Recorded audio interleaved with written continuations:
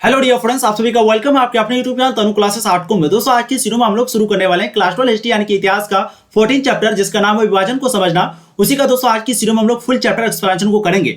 दोस्तों इस चैप्टर में हम लोग बेसिकली पढ़ते हैं कि भारत का जब बंटवारा होता है यानी कि पाकिस्तान एक देश बनता है और एक भारत देश बनता है, तो बंटवारे के समय तो दिक्कतें होती है। जस्ट बंटवारे के बाद यानी कि ये घोषणा होने के बाद किस तरीके से लोगों को दिक्कतें होती है, जैसे कि अगर आपके फैमिली में आपके परिवार में दो लोगों के बीच झगड़ा हो जाए तो आपको किस तरीके से दिक्कत होगी। एक प्रकार आप समझ सकते हैं कि एक दूसरे के साथ बात नहीं करेगा, तो ये बहुत छोटी बात है, ठीक है। लेकिन जब दोस्तों भारत यानी कि भारत और पाकिस्तान जब आजाद हुआ, आजाद होने के बाद जब बंटवारा हुआ, तो दोस्तों किस तरीके से मुश्किलों का सामना करना पड़ा, बलात्कार वगैरह हुए, धर्म परिवर्तन हुए, लोग अपने ही जगह जहां पर लोग थे वहीं पे विदेशी बन गए, पुलिस वालों के द्वारा मारा गया, बहुत सारी चीजें हुई। एक वर्ड आप पढ़ेंगे, एक वर्ड का नाम है होलोकास्ट यानी कि सर्वनाश, प्रलय। एक प्रकार का इसको विभाजन नहीं बोलेंगे, इसको क्या बोलेंगे, प्रलय बोलेंगे या फिर सर्वनाश बोलेंगे। तो इस तरह का स्थिति उत्पन्न हो गया था, उसी को दोस्तों हम लोग इस चैप्टर में पढ़ते हैं, ठीक है। तो 1947 में, जैसे कि आपको मालूम है, 1947 15 अगस्त 1947 में भारत का आजाद हुआ और उसी के बाद से इस चैप्टर को पढ़ते हैं यानी कि विभाजन को समझना। इसमें हम लोग बेसिकली पढ़ते हैं राजनीति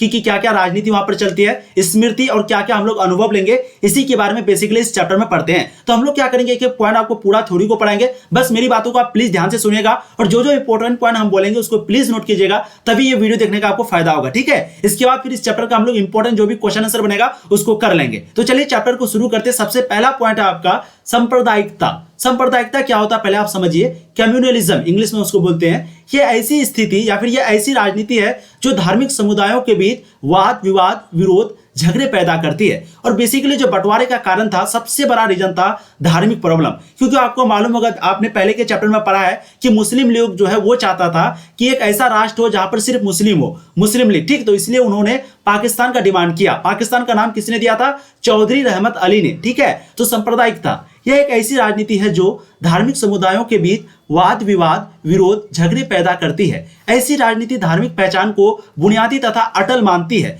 मुस्लिम सांप्रदायिकता हिंदुओं को गैर बताकर उनका खिलाफ करती है तथा हिंदू सांप्रदायिकता मुसलमानों को गैर समझकर उनके के खिलाफ डटी रहती है। तो ये सांप्रदायिकता का हम लोग मतलब समझ रहे हैं, ठीक है। यानी कि हिंदू जो है वो मुस्लिम से जलता है और मुस्लिम जो है वो हिंदू से जलता है। इस प्रकार का कुछ जो है वर्ड होता है जो कि सांप्रदायिकता के अंतर्गत आता है।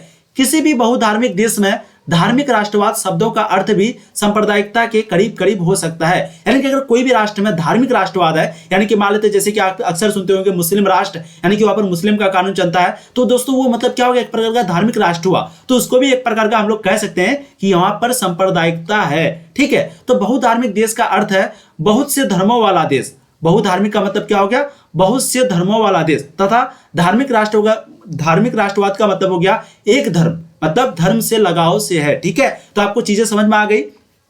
अगर आपका बहुधर्मिक वाला वर्ड आ जाएगा तो आपको समझ लेना है कि उस देश में बहुत सारे धर्म के लोग रहते हैं। और अगर आ जाए धार्मिक राष्ट्रवाद तो आपको समझना है कि उस देश में एक धर्म है, यानी कि एक धर्म का चलता है, ठीक है। तो धर्म से लगाव है, यानी कि उस धर्म को, यानी कि उस देश को किसी धर्म से, किसी खास धर्म से लगाव है, इसलिए उसको बोला जाता है धार्मिक राष्ट्रवाद, ठीक है। अब समझते हैं यहाँ पर विभाजन या सर्वनाश, जिसको हम लोग इंग्लिश में बोलते हैं होलोकास्ट। वैसे होलोकास्ट का मतलब हम आप आगे भी बताएंगे, लेकिन आप पहले समझिए कि विभाजन या सर्वनाश या प्रलय या होलोकास्ट इसका मतलब होता क्या है। देखिए, विभाजन के दौरान कई लोग मारे गए, बलात्कार तथा अपहरण हुए, करोड़ों लोगों के घर उजड़ गए, रातों रात अपने ही देश में विदेशी बन गए। अपने ही देश, जहां उसका देश था, अगर कोई हिंदू पाकिस्तान में होगा तो उसको वहां पर विदेशी की तरह रहना पड़ा, और कोई अगर मुसलमान इंडिया में होगा, उस समय का बात बोल रहे हैं, 1947 का बात हम लोग यहाँ पर कर रहे हैं, तो कोई अगर मुसलमान अगर यहाँ पर यानी कि इंडिया में होगा तो वो क्या बन गए, विदेशी बन गए, ठीक है। तो रातों रात करोड़ों लोगों के घर उजड़ गए, रातों रात अपने ही देश में विदेशी बन गए। अनुमान के अनुसार मरने वालों की संख्या 2 लाख से 5 लाख तक रही। कितने? 2 लाख से 5 लाख तक मरने वालों की संख्या रही। लगभग 1.5 करोड़ लोगों को भारत और पाकिस्तान के बीच रातों रात खड़ी कर दी गई। भारत और पाकिस्तान के बीच लगभग 1.5 करोड़ लोगों को खड़ी कर दी गई, जिन्हें सरहद के इस पार या उस पार जाना पड़ा। मतलब 1.5 करोड़ लोगों को या तो सरहद के इस पार आओ या उस पार जाओ, 1.5 करोड़ लोगों को ऐसा करना पड़ा। लोग अपनी स्थानीय व क्षेत्रीय संस्कृति से वंचित हो गए, बचपन की यादें छीन ली गई, और लोगों का जो पड़ोसी था, जो रिलेशन था, जहां पर वो थे, वो उससे छीन लिया गया, और वो जो है अपने ही घरों में, अपने ही देशों में पराया हो गए, विदेशी बन गए। अब समझते हैं ये होलोकास्ट का मतलब क्या होता है। होलोकास्ट का मतलब मैंने आपको बताया, एक प्रकार का विनाश, एक प्रकार का प्रलय। लेकिन और अच्छे से समझते हैं इस वर्ड को, क्योंकि ये वर्ड बहुत ही ज्यादा इंपॉर्टेंट है। होलोकास्ट बहुत ही ज्यादा इंपॉर्टेंट है, क्वेश्चन भी आपको इससे पूछा जाता है। देखिए, विभाजन के समय हुई बलात्कार, हत्याओं, आगजनी और लूटपाट की बात करते हुए समकालीन प्रेक्षकों तथा विद्वानों ने इन सभी नकारात्मक घटनाओं के लिए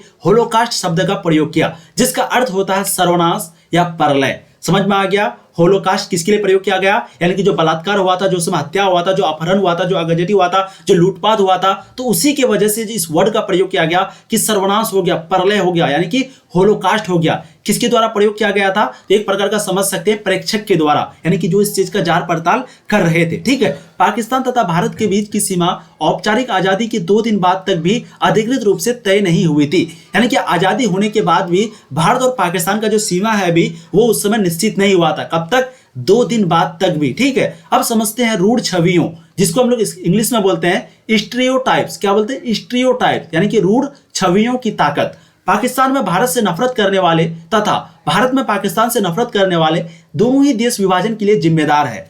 इन्हीं नफरतों की ताकत ने देश को 2 भागों में बांट दिया। कई बार गलतफहमी में लोग यह मान लेते हैं कि भारतीय मुसलमानों की वफादारी पाकिस्तान के साथ तथा पाकिस्तान के हिंदुओं की वफादारी भारत के साथ है, जो कि बिल्कुल गलत है। जैसे कि लोग अक्सर आप सुनते होंगे कि ये मुस्लिम है तो इसका जो लगाव है पाकिस्तान से होगा, या फिर कोई ऐसा बोल देता है कि कोई पाकिस्तान में बोल देता है कि ये हिंदू है, इसका लगाव इंडिया से होगा, जो कि ये बिल्कुल गलत है। यहाँ पर रिपोर्ट के अनुसार यहाँ पर पूरा बताया जा रहा है, जो कि बिल्कुल गलत है। इतिहासकार इन धारणाओं में मौजूद गलतफहमियों की बार बार आलोचना करते हैं, परंतु दोनों ही देशों में घृणा के ये स्वर शांत होने का नाम नहीं लेते। इतिहासकार जो है इस गलतफहमी को इसको बार बार बताते हैं, लेकिन लोग जो है देश में जो घृणा करने वाले हैं, जो नफरत करने वाले हैं, वो कभी भी इस चीज को नहीं समझते हैं, वो इस चीज को, इस मुद्दा को शांत होने नहीं देते हैं। समझ गए। अब देखते हैं विभाजन ने ऐसी यादें, घृणाएं, छवियाएं और पहचाने रच दी कि वे आज भी दोनों तरफ लोगों के इतिहास को तय करती चली जा रही है। ये नफरतें सामुदायिक टकराव में साफ झलकती है। ठीक है, विभाजन ने ऐसी घृणाएं, ऐसी छवि पैदा कर दी, ऐसी कैरेक्टर पैदा करती है, जो कि आज भी नफरत जो है वो छलकती है। आज भी पाकिस्तान से हम लोग कितना नफरत करते हैं, या फिर पाकिस्तान वाले हम लोग से कितना नफरत करते हैं, वो आप आज भी देख सकते हैं। ये किसके कारण है, ये बस विभाजन के कारण है। किसके कारण, विभाजन के कारण। ठीक है, अब देखते हैं देश का विभाजन क्यों हुआ, क्योंकि इस चैप्टर में लोग पढ़ते हैं देश का विभाजन क्यों हुआ, विभाजन कैसे हुआ, विभाजन के बाद परिणाम क्या हुआ, बस इसी चीज को इस चैप्टर में लोग पढ़ते हैं। ठीक है, अब समझते हैं देश का विभाजन क्यों हुआ। कुछ विद्वानों का कहना है कि देश का विभाजन एक ऐसी सांप्रदायिक राजनीति थी जो 20वीं शताब्दी के प्रारंभिक दशकों में शुरू हुई। उनका तर्क यह है कि अंग्रेजों द्वारा 1909 में मुसलमानों के लिए बनाए गए पृथक चुनाव क्षेत्र था। 1920 तथा 1930, अब एक एक पॉइंट करके हम लोग पढ़ते हैं। सबसे पहले पढ़ते हैं 1920 तथा 1930। इन दोनों दशकों में कई घटनाओं के कारण तनाव उभरे, यानी कि एक प्रकार का तनाव, यानी कि स्ट्रेस उभरे। मुसलमानों को मस्जिद के सामने संगीत, गौरक्षा आंदोलन और आर्य समाज की शुद्धि की कोशिशें, यानी कि नव मुसलमानों को फिर से हिंदू बनाना जैसे मुद्दों पर गुस्सा आया। दूसरी तरफ हिंदू 1923 के बाद तबलीग प्रचार और तंजीम, जिसको हम लोग बोलते हैं संगठन। तंजीम का मतलब क्या होता है, संगठन, और तबलीग का मतलब क्या होता है, आप लोग अक्सर सुनते होंगे तबलीगी जमात, यानी कि एक प्रकार का प्रचार, यानी कि वो अपना धर्म का प्रचार करता, अपना धर्म को, यानी कि जो उसके धर्म के लोग हैं उसको सुधारता, उसको बोलता है कि आप जो है सही रास्ते पे आओ, सही रास्ते पे आओ। तो वो क्या करता है, तबलीग, एक प्रकार का प्रचार, जो कि धर्म का प्रचार करता है। ठीक है, यानी कि धर्म के बारे में, अपने धर्म के बारे में जो अच्छी बातें होती है उसको बताता है। ये कौन करता है, तबलीग करता है। तो तबलीग का मतलब हो गया प्रचार, और तंजीम का मतलब हो गया संगठन। इसके विस्तार से उत्तेजित हुए कौन, हिंदू। कब, 1923 के बाद। ठीक है, अब आगे हम लोग देखते हैं लखनऊ समझौता। दिसंबर 1916 में हुआ यह समझौता कांग्रेस तथा मुस्लिम लीग के तालमेल को दर्शाता है, जिसे इस समय उत्तर प्रदेश में आधारित युवा पार्टी नियंत्रित करती थी। तो लखनऊ समझौता कब हुआ था, दिसंबर 1916 ईस्वी में हुआ था। ठीक है, किसके किसके बीच, कांग्रेस और मुस्लिम लीग के बीच। इसका नेतृत्व कौन करता था, युवा पार्टी। कौन, युवा पार्टी जो है इसका नियंत्रित करती थी, कंट्रोल करती थी। इस समझौते के तहत कांग्रेस ने पृथक चुनाव क्षेत्रों को स्वीकार कर लिया तथा समझौते ने कांग्रेस के मध्य कर्मियों, अतिवादियों और मुस्लिम लीग के लिए एक संयुक्त राजनीतिक मंच प्रदान किया। अब समझते हैं आर्य समाज के बारे में। 19वीं सदी के आखिरी दशकों और प्रारंभिक 20वीं शताब्दी का यह उत्तर भारतीय हिंदू सुधार आंदोलन मुख्य तौर पर पंजाब में सक्रिय था। ठीक है, 19वीं सदी के आखिरी दशक में और 20वीं सदी के शुरू में ही उत्तर भारतीय हिंदू सुधार आंदोलन मुख्य तौर पर कहां पर, पंजाब में जो है अलर्ट था, सक्रिय था। आर्य समाज वैदिक ज्ञान का पुनरुत्थान, फिर से जिंदगी पाना। पुनरुत्थान का मतलब फिर से जिंदगी पाना, यानी कि पुनरुत्थान कर उसको विज्ञान की आधुनिक शिक्षा से जोड़ना चाहता था। कौन चाहता था? आर्य समाज चाहता था कि पुनरुत्थान कर यानी कि फिर से जिंदगी पाना, यानी कि उसको कहे कि फिर से जिंदगी की तरफ आओ, यानी कि आधुनिक शिक्षा को सभी को जोड़ना चाहता था। कौन? आर्य समाज। किसको कहता था? हिंदू को कहता था, भारतीय हिंदू को कहता था। इसलिए सुधार आंदोलन जो है वो पंजाब में चला था। कहां पर? पंजाब में। और उसका कहना यह था, यानी कि आर्य समाज का कहना यह था कि जो है यानी कि पुनरुत्थान, यानी कि फिर से आप जिंदगी की तरफ वापस आओ और आधुनिक शिक्षा से जुड़ो। कौन कह रहा था? आर्य समाज। किसको? हिंदू को। अब समझते हैं मुस्लिम लीग। मुस्लिम लीग को 1906 में ढाका में शुरू किया गया था। कब किया गया था? 1906 में। कहां पर? ढाका में। किसको? मुस्लिम लीग को। ठीक है। जल्द ही लीग उत्तर प्रदेश के विशेषकर अलीगढ़ के मुस्लिम संप्रभुत्व वर्ग के प्रभाव में आ गई थी। 1940 के दशक में पार्टी भारतीय महाद्वीप के मुस्लिम बहुल क्षेत्रों की स्वायत्तता या फिर पाकिस्तान की मांग कर डाली। ठीक है। तो मुस्लिम लीग जो थी वो 1940 के दशक में क्या हुआ? पार्टी महाद्वीप के मुस्लिम बहुल क्षेत्रों की स्वायत्तता, या तो स्वायत्तता का मतलब मैंने आपको बताया था, एक प्रकार का हम लोगों को विशेष अधिकार दो, विशेष छूट दो। समझ गए? तो इसका मतलब हो गया स्वायत्तता, जो कि किसको मिला था?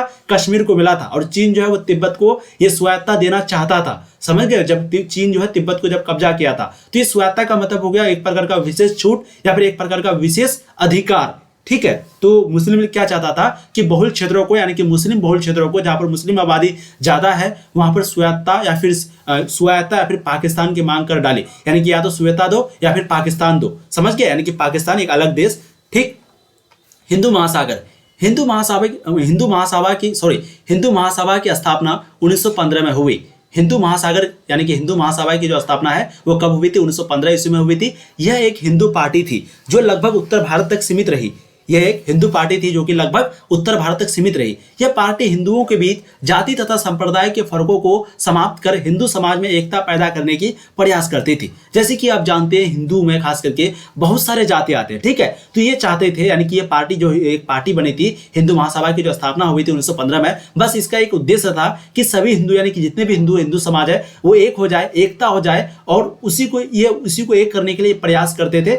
ऊंच नीच, ये छोटी बड़ी जो भी जाति है इसको खत्म कर दिया जाए। ये कौन चाहता था? ये हिंदू महासभा के लोग चाहते थे। ठीक है। हिंदू महासभा हिंदू अस्मिता को मुस्लिम अस्मिता के खिलाफ में परिभाषित करने की कोशिश करती थी। तो हिंदू महासभा जो है वो हिंदू अस्मिता को मुस्लिम अस्मिता के खिलाफ में परिभाषित करने की कोशिश करती थी। अब 1937 में प्रांतीय चुनाव तथा कांग्रेस मंत्रालय प्रांतीय संसदों के गठन हेतु 1937 में पहली बार चुनाव कराए गए। इन चुनावों में मताधिकार सिर्फ 10 से 12% लोगों के पास थी। इन चुनाव में कांग्रेस के परिणाम अच्छे रहे। उनको 11 में से 5 प्रांतों में पूर्ण बहुमत हासिल की तथा 7 प्रांतों में अपनी सरकारें बनाई। तो चीजें आपको समझ में आ गई, क्योंकि आपको मालूम होना चाहिए, मैंने आपको पिछले चैप्टर में भी पढ़ाया था कि जो दूसरी विश्व युद्ध जब शुरू हुआ था तो उस समय जो गवर्नर थे वो इस्तीफा दे दिया था। क्यों दे दिया था? क्योंकि गांधी जी कहा था अंग्रेजों को कि देखिए हम आपका दूसरी विश्व युद्ध में साथ देंगे, बस आप भारत को आजाद कर दीजिए। लेकिन वो नहीं माना। तो जो गवर्नर थे, जो उस समय जनरल थे या भारत के,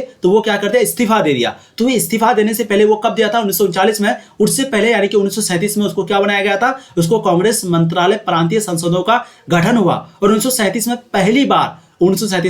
पहली बार चुनाव हुआ, जिसमें से पूरे देश में मात्र 10 से 12% लोगों के पास जो है मत देने का, यानी कि वोट देने का तो अधिकार था, और वो दिया भी। जिसमें से 11 में से 5 प्रांतों में कौन हासिल किया? यानी कि कांग्रेस जो है वो अच्छे प्रांत, यानी कि अच्छे सीटें हासिल की, और 7 प्रांतों में वो अपना सरकार बनाया। कौन? कांग्रेस, यानी कि भारत। ठीक है। अब मुस्लिम लीग का चुनाव यानी कि परिणाम, मुस्लिम लीग का चुनाव परिणाम जो कि 1937 में हुआ था। मुसलमानों के लिए आरक्षित चुनाव क्षेत्रों में कांग्रेस का प्रदर्शन अच्छा नहीं रहा, लेकिन मुस्लिम लीग भी इन क्षेत्रों में बहुत अच्छा नहीं कर पाई। इसे उस चुनाव में संपूर्ण मुस्लिम वोट का केवल 4.4% भाग ही मिल पाया था। ठीक है। तो मुस्लिम लीग जो कि चुनाव हुआ था 1937 में, ठीक है, तो उस समय जो कांग्रेस है वो तो अच्छा प्रदर्शन नहीं कर पाया, लेकिन जो मुस्लिम लीग था उसको भी टोटल परसेंटेज में मात्र 4.4%, यानी कि 100 में से मात्र 4 वोट ही उसको मिलता था। किसको? मुस्लिम लीग को। ठीक है। उत्तर पश्चिम सीमा प्रांत में उसे एक भी सीट नहीं मिली। पंजाब की 84 आरक्षित सीटों में से केवल उसे 2 सीटें ही प्राप्त हुई थी, तथा सिंध में 33 सीटों में से 3 सीटें ही प्राप्त हुई थी। तो टोटल 3, 4, 5 ही सीटें प्राप्त हुई थी। किसे? मुस्लिम लीग को। मुस्लिम बहुल इलाकों में मुस्लिम लीग को सिर्फ केवल 4.4% वोट ही प्राप्त हुए थे। अब मुस्लिम लीग की लोकप्रियता, आखिर मुस्लिम लीग इतना फेमस क्यों? लोग आखिर इसको क्यों चाहते थे? यानी कि लोकप्रियता क्या समझते हैं? लीग संयुक्त, यानी कि मुस्लिम लीग संयुक्त प्रांत बंबई और मद्रास में लोकप्रिय थी। लेकिन अभी भी उसका सामाजिक आधार बंगाल में काफी कमजोर था और उत्तर पश्चिम सीमा प्रांत एवं पंजाब में ना के बराबर था। तो उसका जो मद्रास में है वहां पर लोकप्रिय था, लेकिन उसका जो सामाजिक आधार है वो बंगाल में बहुत कमजोर था और उत्तर पश्चिम सीमा प्रांत एवं पंजाब में भी इसका ना के बराबर था, यानी कि जो लोकप्रियता था वो ना के बराबर था। कांग्रेस मंत्रालयों ने भी लीग को नकार दिया। मुस्लिम लीग को कौन? कांग्रेस के जो मंत्रालय से जो मंत्री थे वो भी इसको नकार दिया। संयुक्त प्रांत में पार्टी ने गठबंधन सरकार बनाने के बारे में मुस्लिम लीग के प्रस्ताव को खारिज कर दिया था, क्योंकि लीग, ये लीग लिखा हुआ ठीक है, क्योंकि लीग जमींदारी प्रथा लीग जमींदारी प्रथा का समर्थन करती हुई दिखती थी, जबकि कांग्रेस जमींदारी प्रथा को खत्म करना चाहती थी। ठीक है, ये जो जमींदारी प्रथा चलाता था, चूंकि मैंने आपको बताया था, तो कांग्रेस जो है वो जमींदारी प्रथा को खत्म करना चाहता था, लेकिन वही लीग जो है वो जमींदारी प्रथा को चलाना चाहता था। जमींदारी प्रथा का मतलब क्या? यानी कि अंग्रेजों के शासनकाल में जो उस समय ये होते थे, जमींदार होते थे, तो अंग्रेज जो क्या करता था, उस समय लगान जो लगाता था, तो वो लगान का जो पैसा नहीं जमा कर पाता था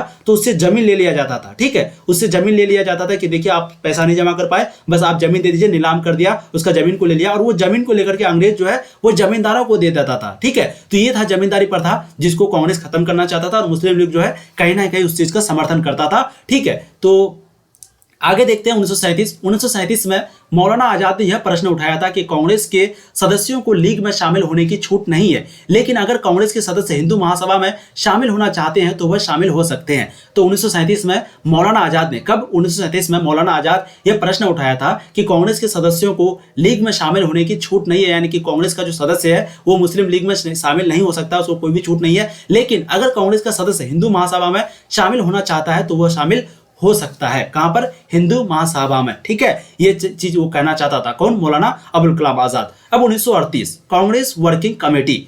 दोस्तों अभी तक जो भी वीडियो को लाइक नहीं किए प्लीज वीडियो को लाइक करेंगे, और आप लोग क्लास शुरू होने से पहले एक बार जम करके शेयर नहीं करते हैं, जितने भी वीडियो शुरू होने से पहले एक बार जम करके सारे दोस्तों को शेयर कर दीजिए, ताकि वो मतलब उसको लगे कि अभी क्लास शुरू होने वाली है। आपकी जो क्लास होती है वो आपको मालूम होना चाहिए, एक आपके 6 बजे क्लास होती है, एक 7 बजे क्लास होती है, कभी कभी नहीं हो पाती है, कुछ काम पड़ जाता है, लेकिन आपका जो फिक्स टाइम है वही है, एक आपका 9 बजे, एक आपका 6, एक 7। ठीक है, तो इस तरीके से आपका टाइम है, एक बीच में 4 बजे यानी कि 4 PM, और 9 मतलब सुबह, और 6 शाम, 7 भी शाम। तो प्लीज आप लोग को फटाफट वीडियो को शेयर कर देना चाहिए और एक बार जम करके वीडियो को लाइक कर दीजिए, एक प्यारा सा कमेंट कर दीजिए बस, और जो भी नए साथी जुड़े हैं बस चैनल को आप सब्सक्राइब कर दीजिए, इतना ही सा काम है। ठीक है, अब देखते हैं 1937 आप समझ गए कि मौलाना आजाद एक प्रश्न उठाया था जिसमें कहा था कि कोई भी जो है सदस्य, यानी कि जो कांग्रेस के सदस्य है वो मुस्लिम लीग में नहीं शामिल हो सकता है, लेकिन वो चाहे तो हिंदू महासभा में शामिल हो सकता है। अब 1938 कांग्रेस वर्किंग कमेटी ने दिसंबर 1938 में यह ऐलान किया कि कांग्रेस के सदस्य हिंदू महासभा के सदस्य में नहीं हो सकते हैं। समझ गए?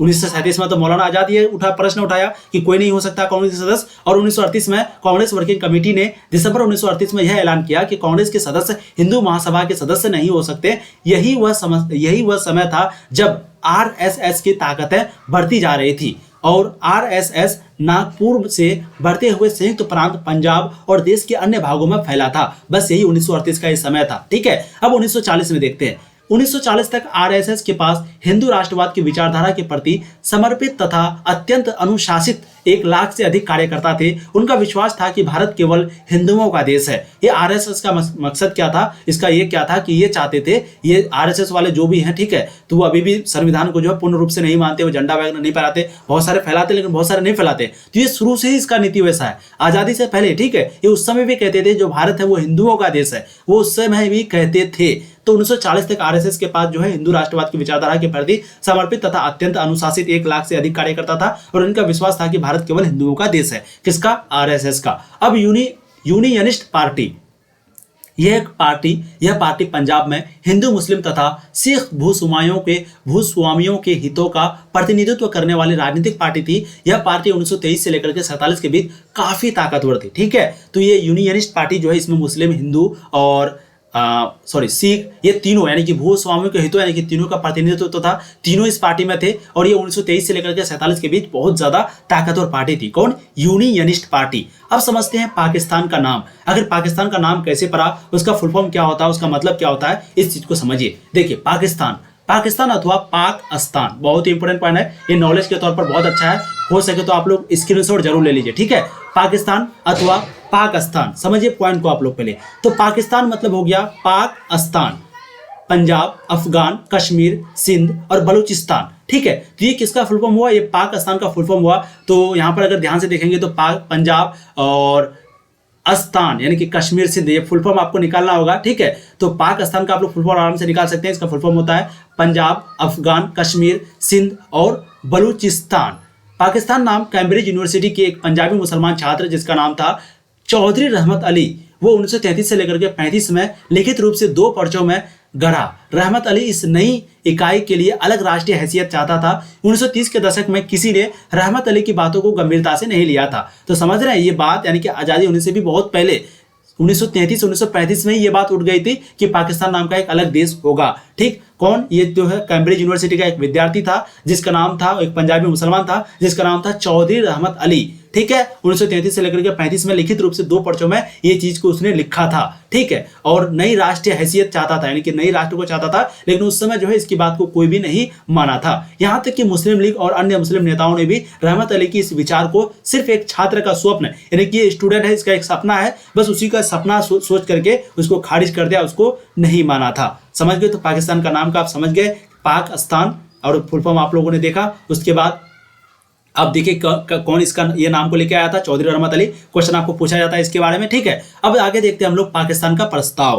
पाकिस्तान का प्रस्ताव 23 मार्च 1940 को मुस्लिम लीग ने उपमहाद्वीप के मुस्लिम बहुल इलाकों के लिए कुछ स्वायत्ता की मांग का प्रस्ताव पेश किया। स्वायत्ता का मतलब मैंने आपको बताया एक प्रकार का विशेष अधिकार, विशेष छूट। ठीक है, तो कब किया था, 23 मार्च 1940 को। कौन, मुस्लिम लीग ने उपमहाद्वीप के मुस्लिम बहुल इलाकों के लिए, यानी कि मुस्लिम बहुल का मतलब हो गया जहां पर मुस्लिम की संख्या, मुस्लिम आबादी की संख्या हिंदू के कंपेरिजन या फिर अन्य रिलीजन यानी कि मुस्लिम को छोड़ के, यानी कि नॉन मुस्लिम के कंपेरिजन में मुस्लिम की संख्या ज्यादा हो, उसी के लिए स्वायत्ता की मांग किया, यानी कि प्रकार का विशेष अधिकार का मांग किया। इस प्रस्ताव में कभी भी विभाजन या पाकिस्तान का जिक्र नहीं था, यानी कि जो प्रस्ताव 1940 में पेश किया था, इसमें ना कोई विभाजन था, ना कोई भी अलग राष्ट्र चाहता था, ना ही वो कोई पाकिस्तान चाहता था। इस प्रस्ताव के लेखक पंजाब के प्रधानमंत्री और यूनियनिस्ट पार्टी के नेता सिकंदर हयात खान ने 1 मार्च 1941 को पंजाब असेंबली को संबोधित करते हुए कहा था, अगर पाकिस्तान का मतलब यह है कि पंजाब में खालिस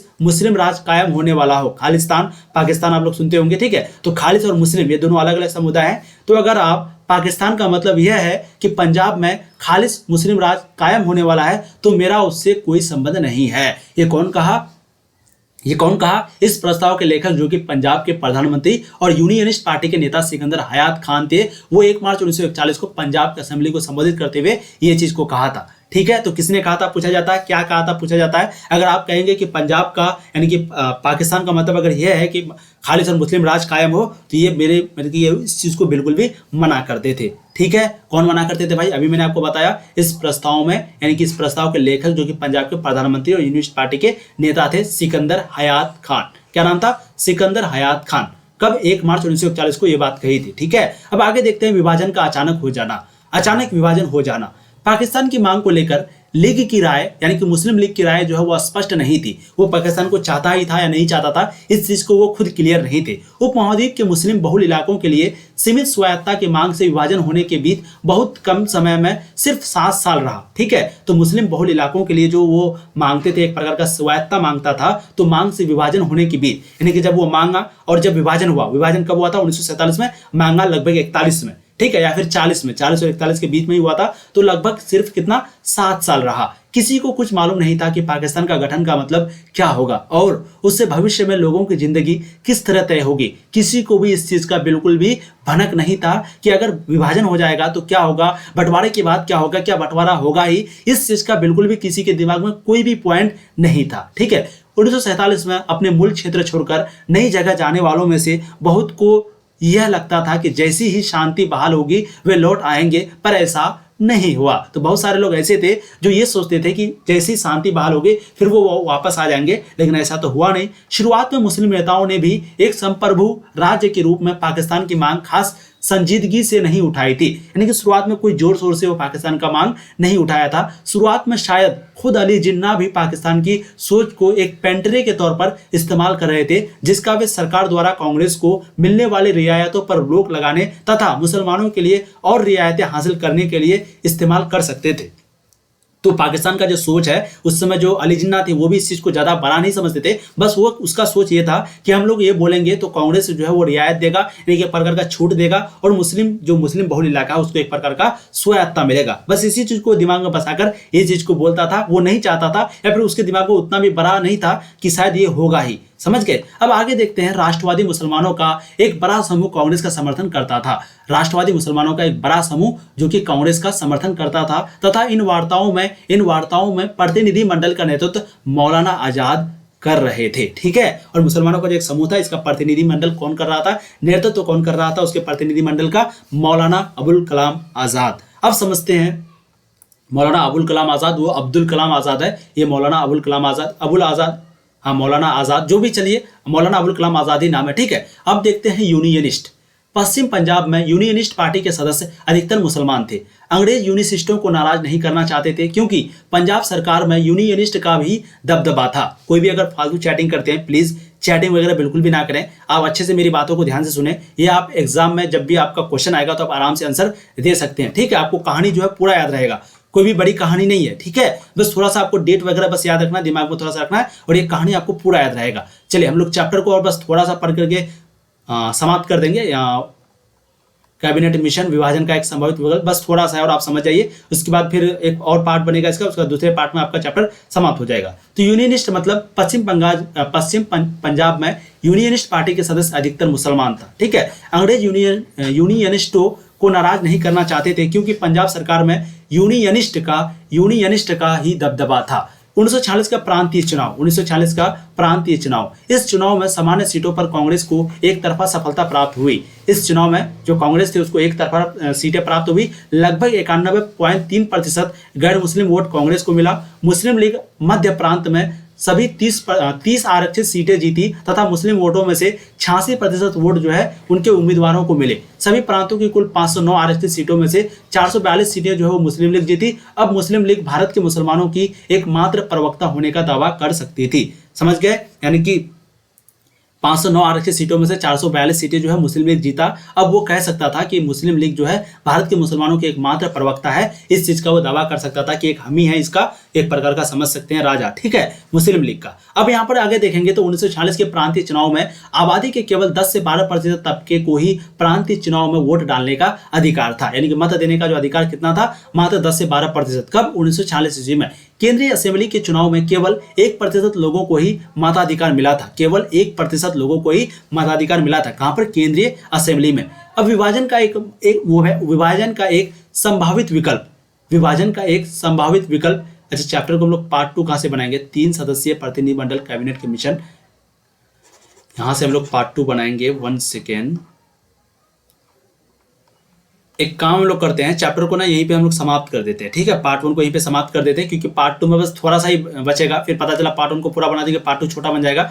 तो एक काम करते हैं हम लोग पार्ट 2 में क्या करेंगे, विभाजन का एक संभावित विकल्प, मतलब कि यहां से शुरू करेंगे। ठीक है। ध्यान रखिएगा आप लोग, पार्ट 2 में हम लोग विभाजन का एक संभावित विकल्प यहां से शुरू करेंगे और चैप्टर बहुत ही इंटरेस्टिंग है। हम लोग यहां पर क्या पढ़ रहे थे लास्ट में, यानी कि लास्ट तक हम लोग आ चुके हैं जब मुस्लिम लीग ये दावा कर सकता है कि हम एकमात्र प्रवक्ता है मुसलमानों का। किसका? मुसलमानों का। तो मुस्लिम लीग जो है यहां पर पहुंच चुका है, यानी कि 1946 का प्रांतीय चुनाव। अब इसके बाद क्या होगा? बंटवारा होगा। बंटवारे के बाद ये समूह क ख वगैरह होगा। ठीक है। फिर विफलता के कारण वगैरह फिर हम लोग देखेंगे। फिर बस विभाजन का नजारा, यानी कि दृश्य क्या हुआ, कैसे कैसे क्या हो रहा था। फिर कांग्रेस मंजूरी। ठीक है। यानी कि कांग्रेस भी मंजूरी दे दिया इस चीज का, लोगों द्वारा मदद की गुहार। उसके बाद महात्मा गांधी एक अकेली फौज बिखरे वतन को संवारने की कोशिश में, बस थोड़ा सा बस है, उसके बाद फिर जो है आपका चैप्टर समाप्त हो जाएगा। तो प्लीज वीडियो को लाइक, शेयर और सब्सक्राइब चैनल को कर देंगे अगर आप पहली बार जुड़े हैं तो। यहाँ पर आपको बहुत मजे के साथ पढ़ाई जाती है। बस ये पार्ट 1 था, ये पार्ट आपका 1 था। ठीक है। इसके बाद पार्ट 2 आएगा, पार्ट 2 में जो है आपका चैप्टर समाप्त हो जाएगा। इसके बाद फिर इसका हम लोग सभी क्वेश्चन आंसर को करेंगे, जितने भी टाइप को क्वेश्चन बनेंगे। Thank you for watching the video. Please video को एक बार जम करके अपने सारे दोस्तों को शेयर कर दीजिएगा ताकि वो भी इस तरह का कहानी को समझ पाए, उसको भी हिस्ट्री पढ़ने में, इतिहास पढ़ने में मजा आए। Thank you for watching.